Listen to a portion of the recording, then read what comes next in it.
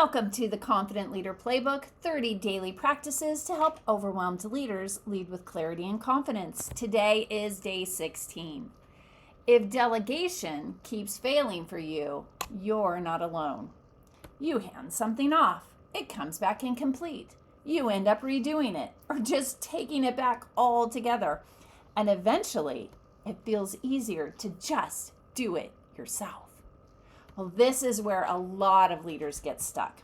They try to delegate, and it doesn't go well, so they stop trusting the process. And over time, they become the bottleneck for everything without even realizing it.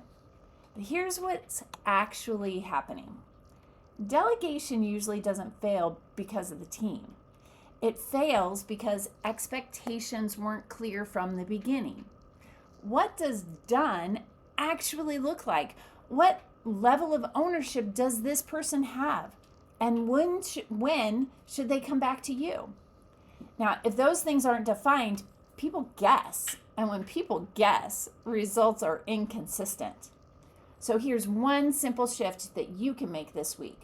Before you hand something off, take one extra minute and clearly define what success looks like. Not just the task, but the outcome. What does complete mean?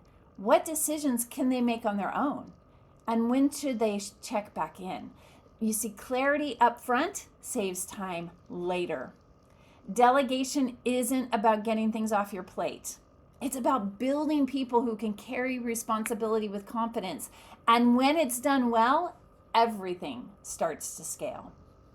If this resonates, subscribe and follow along for the rest of the Confident Leader Playbook, 30 daily practices. Tomorrow, we'll keep building the habits that help leaders step out of the bottleneck and into stronger, more sustainable leadership.